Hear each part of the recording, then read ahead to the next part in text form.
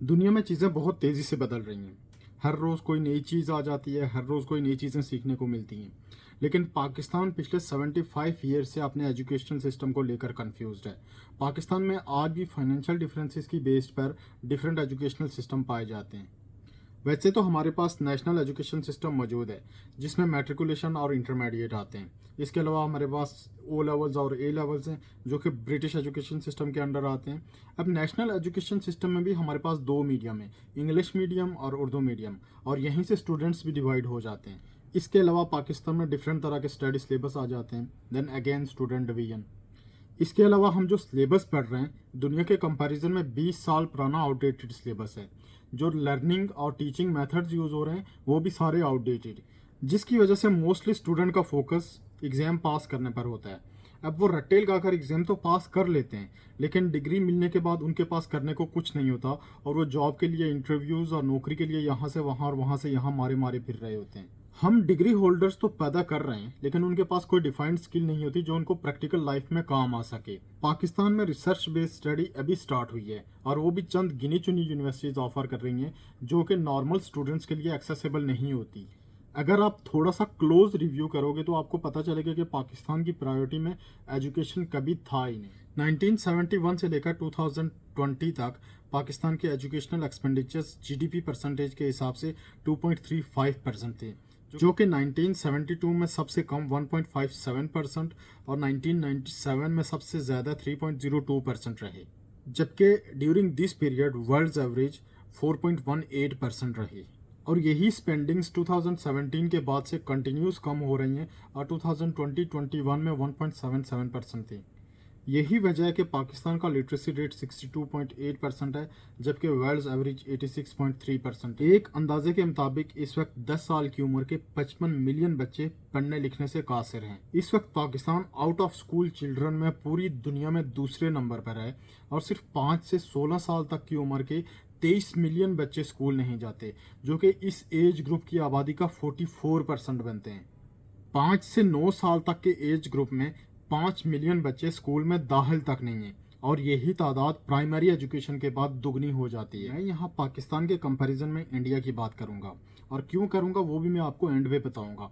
India का literacy rate 75% है, जबकि पाकिस्तान का ऑलमोस्ट 62.8%। इंडिया की current educational spending GDP percentage में 3.1% थी, जबकि पाकिस्तान की 1.77%। अब इंडिया का टारगेट 6% है, जबकि पाकिस्तान की यही स्पेंडिंग 2017 के बाद से कंटिन्यूस कम हो रही है। दुनिया की टॉप 1000 यूनिवर्सिटीज़ में पाकिस्तान की जस्ट 7 यूनिवर्सिटीज़ हैं, और इंडिया की 27। इंडिया के पास इस वक्त 60,000 स्टार्टअप्स के साथ दुनिया का थर्ड लार्जेस्ट स्टार्टअप इकोसिस्टम है। जस्ट इंडियन स्टार्टअप्स ने 2021 में $42 बिलियन रेज किया, जो कि 2020 के कंपैरिजन में $11.5 बिलियन ज़्यादा है। और यहाँ पाकिस्तान 1 या 2 बिलियन डॉलर लेने के लिए डिफरेंट तरह की शर्तें मान रहा होता है, और आप पे डिफरेंट तरह के टैक्सेस लगा रहा होता है। वो बिजनेस टैक्स की सूरत में होते हैं, एडिशनल सुपर टैक्स की सूरत में, या पेट्रोलियम लेवी की सूरत में। इंडिया में सिर्फ 2021 में 90 यूनिकॉर्न्स बने। यूनिकॉर्न्स बिलियन डॉलर कंपनी को कहते हैं, और ये थर्ड लार्जेस्ट यूनिकॉर्न हब है यूएसए और चाइना के बाद। अब पाकिस्तान की तरफ आते हैं। पाकिस्तान में कितने यूनिकॉर्न्स बने? ज़ीरो। हाँ, समझ आता है कि उनकी इकॉनमी हमसे बड़ी है, इंडिया बहुत बड़ा है, उनकी इकॉनमी बहुत बड़ी है। कितनी बड़ी है? 10 टाइम्स बड़ी है। 10 टाइम्स बड़ी है तो पाकिस्तान में वहाँ 90 बने, यहाँ 9 यूनिकॉर्न्स तो बनने चाहिए थे। क्यों नहीं बने? आपकी एजुकेशन, आपकी प्रायोरिटीज़ एजुकेशन नहीं है। आपकी प्रायोरिटीज़ इन्वेस्टमेंट पाकिस्तान में लाना नहीं है। आपकी कोई और प्रायोरिटीज़ हैं।